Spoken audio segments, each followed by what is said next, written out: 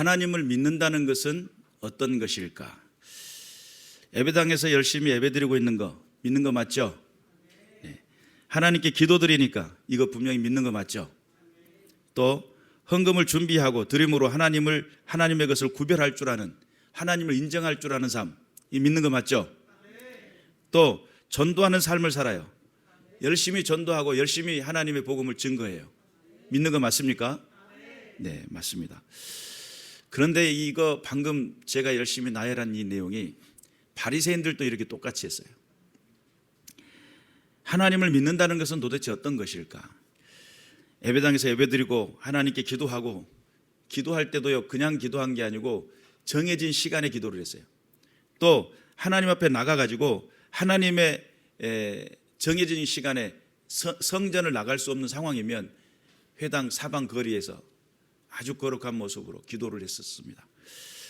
전도를 했는데, 열심히 전도했는데 성경은 무슨 이야기를 하냐면, 한 사람을 전도하기 위해서 산을 넘고 바다를 건너가지고 전도를 했는데 배나 더 지옥 자식을 만들어요.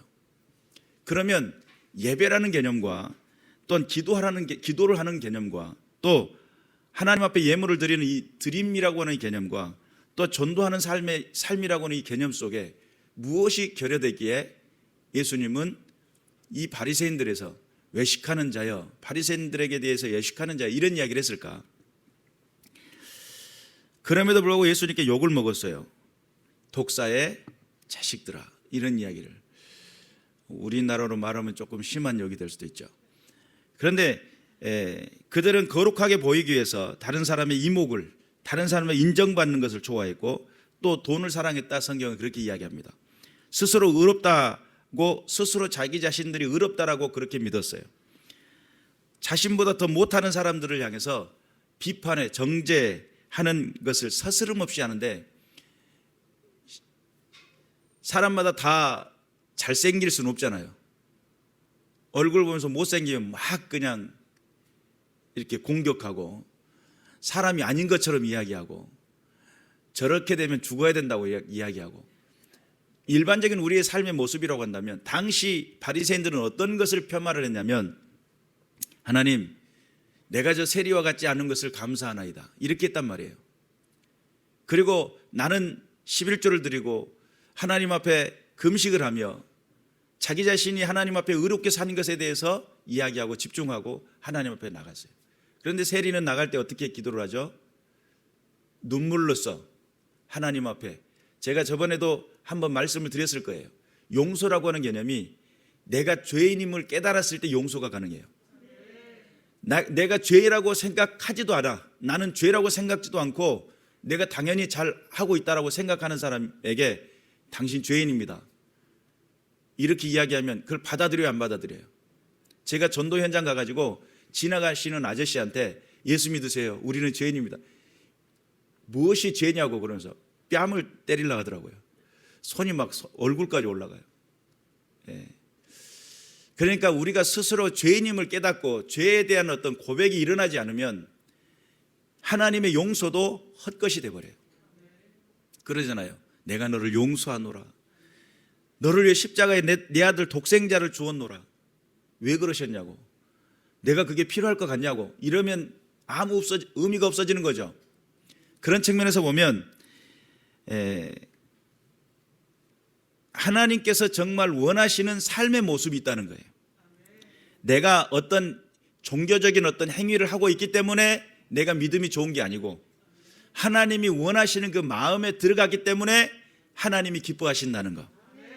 예수님이 어느 날 그런 말씀을 하십니다. 마태복음 15장 18절에서 20절 말씀에 보면, 입에서 나오는 것은 마음에서 나오나니 이것이야말로 사람을 더럽게 하느니라. 마음에서 나오는 것은 악한 생각과 살인과 간음과 음란과 도둑질과 거짓 증언과 비방이니 이런 것들이 사람을 더럽게 하는 것이요, 씻지 않는 손으로 먹는 것은 사람을 더럽게 하지 못하느니라. 그들은 나름 규칙이 있었고 율법적인 어떤 정신 속에서 자기 자신들의 삶을 잘 지켜나갔어요. 이렇게 규칙을 정하고 이렇게 행동하면 되겠지. 그런데 그들의 중심 속에는 그의 마음에서부터 나오는 이 생각들, 그러니까 그 마음의 그 중심 안에 하나님이 안 계셨던 거예요. 그 중심 속에는 하나님이 안 계셨던 거예요. 내 감정에 치우치는 대로, 내가 하고 싶은 대로 그렇게 마음속에 결정이 나 있어요. 기분이 나쁘면 기분 나쁜 대로. 그런데 하나님의 말씀 가운데 우리를 부르시는 주님께서는 하나님의 자녀 삼아 주셨잖아요. 독생자 예수 그리스도를 나를 위해 죽게 만드셨어요. 그래 내가 죄사함을 받았는데, 여러분 죄사함을 주시는 목적이 있어요. 하나님께서 우리를 죄사할 때 무엇 때문에 우리를 죄사하죠? 하나님의 자녀 삼으려고, 하나님 나라의 백성 삼으려고. 그 말은 어떤 뜻이에요? 나는 자녀가 아니었는데 나를 입양하시겠다는 거예요. 그러면 그 집에 들어가서 그 가풍을 따라야 되고 거기서 정한 그 법칙을 따라야 되는 것이 정상이죠. 내가 살아왔던 방식대로 그대로 고수하면 계속 부딪힘만 일어날 거예요. 하나님의 자녀로 나를 부르셨는데 하나님의 자녀로서의 삶에 규칙이 있어요. 그것을 모른다면 심각해지는 겁니다. 그러니까 입양해가지고 자녀를 기르면서 도벽이 있거나 또는 자기 어떤 감정 조절을 못하는 조울증이 있거나 이런 자녀들을 모르고 이제 입양을 했단 말이에요. 그러면 그 입양한 그 부모가 그 자녀를 케어하려고 노력하고 수고하고 애쓰다가 결국은 파양돼가지고 떠나가는 자녀들도 있죠. 왜 그래요? 이 자녀는 도무지 내가 어떻게 관리가 안 돼. 우리 집에서는 도벽 같은 거 안 되는데, 정직해야 되는데 거짓말 하고 있고, 또 우리 집에서는 정말 바르게 살아야 되는데 나갔다 오기만 하면 맨 싸워가지고 사고치고 들어오고. 그러면 참는 것도 한계가 있을 거 아니에요. 그렇잖아요. 우리가 왜 바리새인들의 그 예배는, 그들의 기도는, 그들의 모든 삶에 있는 모든 하나님 앞에 드리고 헌금하고 또 열심히 있는 전도하는 삶을 살았음에도 불구하고 그들은 예수님으로부터 욕을 먹었을까? 핵심적인 논리는 그들의 중심 속에 하나님이 모셔져 있지 않기 때문입니다. 하나님을 모셔드린다면 어떤 일이 일어나야 돼요? 정직함이 일어나야 돼요. 하나님이 내 안의 중심 속에 내가 구원받았고 생명의 삶을 살고 있다고 한다면 내 삶에 하나님이 원하시는 삶의 모습으로 바뀌어져야 돼요. 예수의 생명은 단순히 이론과 논리가 아닙니다. 예수의 생명은 나를 살게 만들어요. 내 안에서 삶의 기준을 바꿔나가고 하나님이 기뻐하시는 삶의 자리로 나아갈 수 있도록 나를 이끄시고 축복하신다는 사실을 믿으시길 바랍니다. 그래서 성경에 우리가 예수님께서 바리새인들을 지적하잖아요. 성경에 보면. 그러면 예수님께서 그들을 향해서 이 독사의 자식들아 이렇게 이야기를 했을 때에 그 이야기를 듣는 사람은 기분이 좋겠어요? 나쁘겠어요? 엄청 나쁘겠죠. 이 독사의 자식들아, 이 회칠한 무덤이여. 회칠했다가 하니까 겉은 번지르해요. 그 속에는 어떻게 됐다는 거예요? 썩어 문드러졌다는 거예요. 너희 속에는 하나님이 계시지 않는구나 라고 예수님께서 그들을 공격했기 때문에 하나님의 마음을 가지고 있고 하나님께서 원하시는 삶의 자리에 있는 사람은 그것이 충고가 되고 그것이 나를 바르게 이끌어갈 만한 삶의 자리로 이끌어갈 만한 조언이 될 거예요. 지혜로운 사람은 내가 내 안에 하나님이 계시지 않았구나, 그럼 하나님이 계시게 하기 위해서는 어떻게 살아야지? 라고 고민을 했을 거예요. 그런데 그들의 중심 속에는 누가 안 계신다고요? 하나님이 안 계셔요. 자기들의 삶의 태도 속에, 삶의 그 자리 속에는 하나님을 섬긴다라고 하는 결론이 내려져 있던 사람들이에요. 그러나 그 중심 속에는 하나님이 안 계시니까 비방하는 말, 원망하는 말, 공격적인 말로만 끝납니까? 자기 행동을 표현하는 거예요. 그러니까 공격적으로 바뀌겠죠. 예수님의 흠을 잡기 위해서 간음하는 여인을 데려와요. 그래서 이 여인을 돌로 칠까요? 질문을 하는 거예요. 구약율법에서는 그런 간음하는 여인을 어떻게 했어야 돼요? 돌로 쳤어야 되는데 예수님은 뭐라 한가 두고 보자, 이런 거예요. 그러니까 예수님 뭐라고 그러셔요? 죄 없는 사람이 돌로 쳐라. 네가 진짜 죄가 없다고 생각하면 돌로 쳐라, 이렇게 이야기를 했단 말이에요. 그러니까 나이 든 사람부터서 어린 아이까지 돌을 들고 씩씩거리고 기회는 됐다 이렇게 왔다가 다들 돌을 하나씩 놔두고 떠나가요. 왜냐하면 자기 자신들의 그 중심 속에 뭐가 있어요? 죄가 있기 때문에 그래요. 가이사의 돈을 가지고 왔습니다. 세금을 바치는 게 맞습니까? 아닙니까? 그랬더니 예수님 뭐라고 그래요? 가이사의 것은 가이사에게, 하나님의 것은 하나님께 드려라. 이렇게 기가 막힌 말씀이 어디 있습니까? 7 형제 중에 누구의 아내입니까? 이런 질문을 해요. 첫 번째 형님이 돌아가셨어요. 그럼 형수, 그때 당시는 이제 뭐가 있냐면 대를 잇는 그런 풍습이 있어가지고 그 형수와 더불어 둘째가 또 자손을 위해서 같이 살아요. 이 좋은 건가요? 그리고 그걸 하다 보니까 또 둘째도 죽었어요. 셋째도 죽었어요. 마지막 7째까지 그 형수는 자식이 없는 거예요. 나중에 주님 앞에 하나님 나라에 갔을 때 누구의 아내가 됩니까? 이런 질문이에요. 너희는 하나님의 말씀을 정확히 이해도 못했구나. 거기는 씨도 가지 아니하고 장가도 가지 않는다. 그러니까 여러 가지 많은 말로 예수님을 넘어뜨리려고 예수님을 공격하며 다가왔어요. 그런데 예수님께서는 지혜롭게 모든 것을 다 끝내버립니다. 나중에 십자가에 죽일 때는 뭐 때문에 죽여요? 제목이 뭐예요? 신성모독이에요. 신성모독. 예수님을 죽이려고 하는 목적이 있었어요.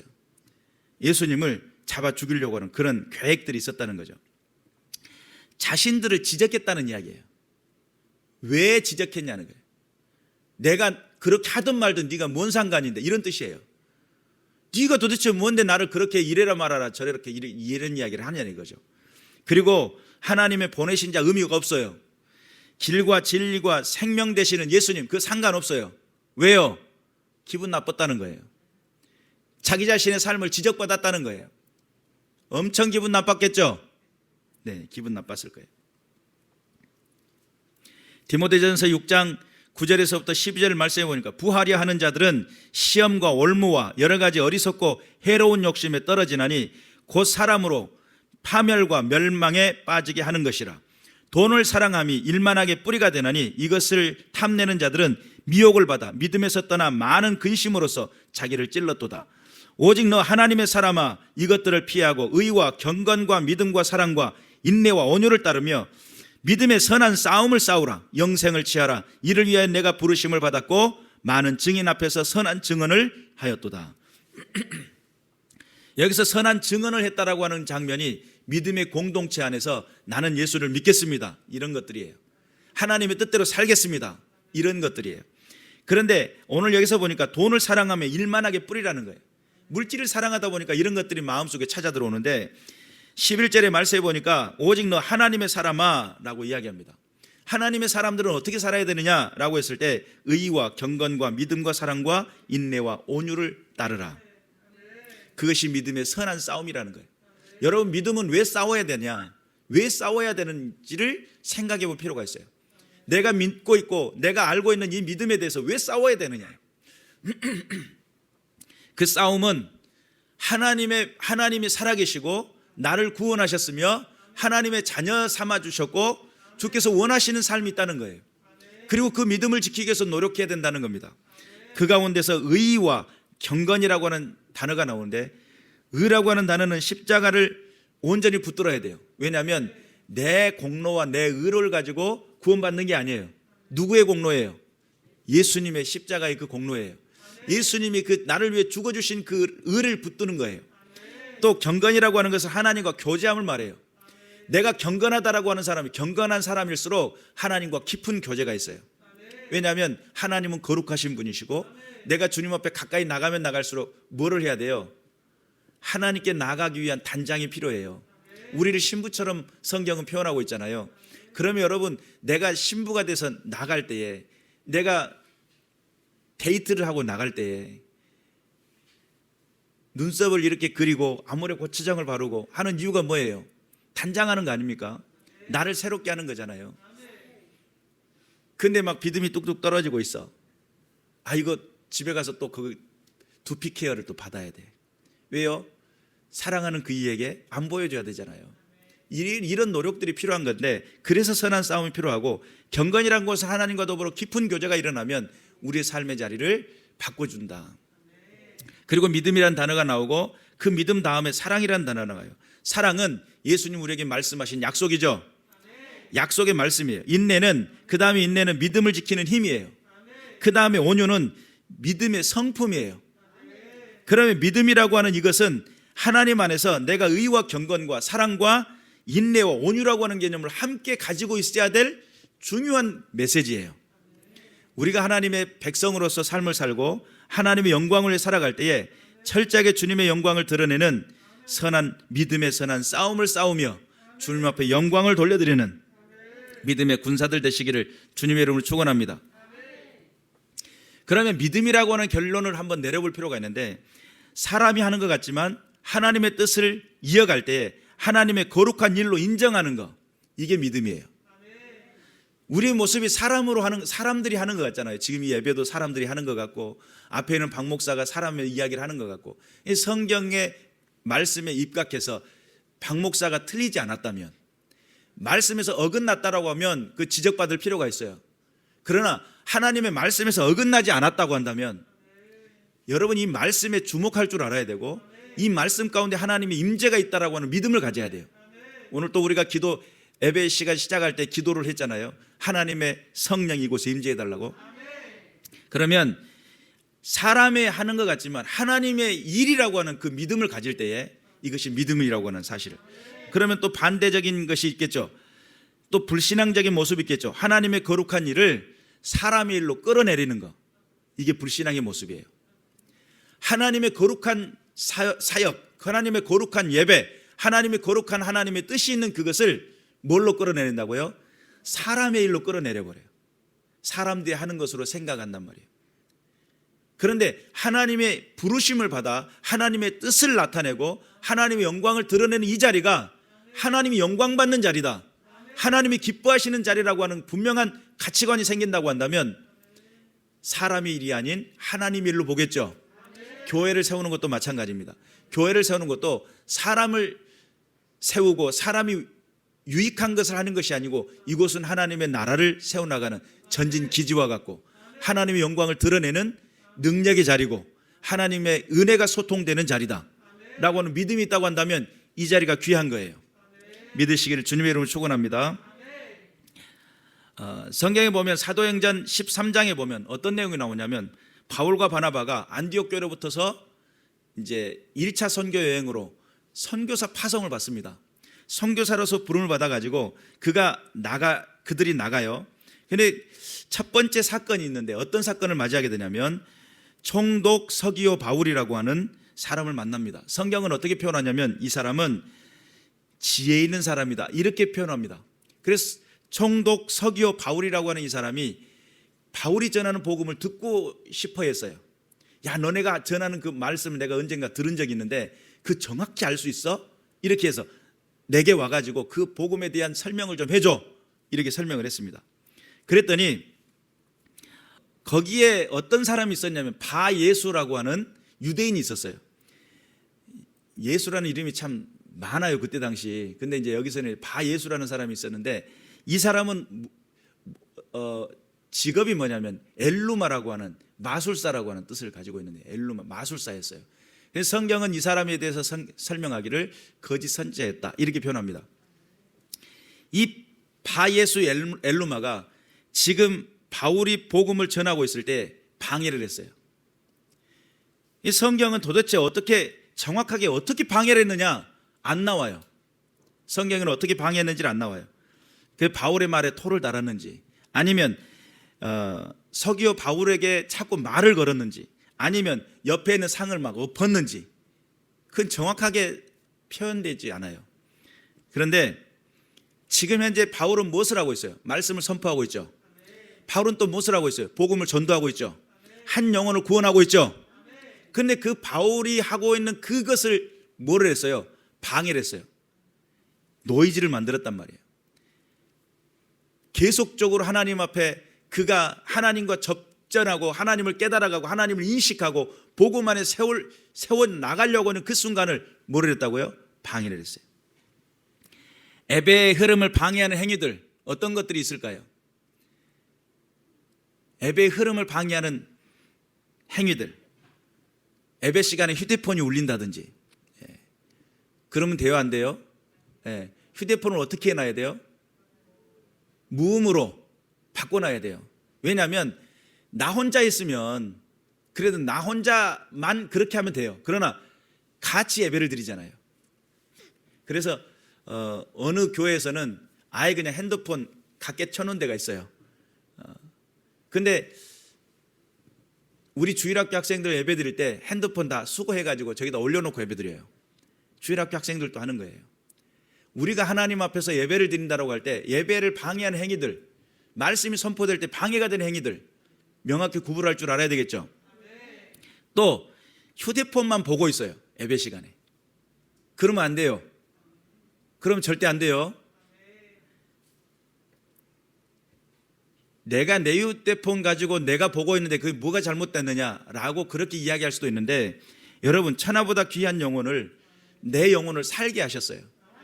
그리고 그 영혼을 살게 하셔가지고 하나님의 자녀 삼아주셨고, 하나님께서 유일하게 말씀을 통해서 깨닫게 해주시는 이 예배의 시간인데, 그것을 지금 내 영혼을 죽이고 있는 행위란 말이에요. 말씀에 집중할 줄 아는 믿음들이 생겨나야 될 줄로 믿습니다.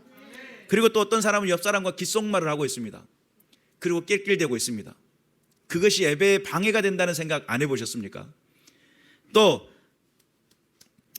예배 분위기를 망치는 거, 물 먹는다고 밖에 나가고 화장실 간다고 밖에 나가고, 아니 그 예배 시간 그 1시간인데 미리 오줌 누울 수 있는 거잖아요. 미리 물을 마셔줄 수 있는 거잖아요.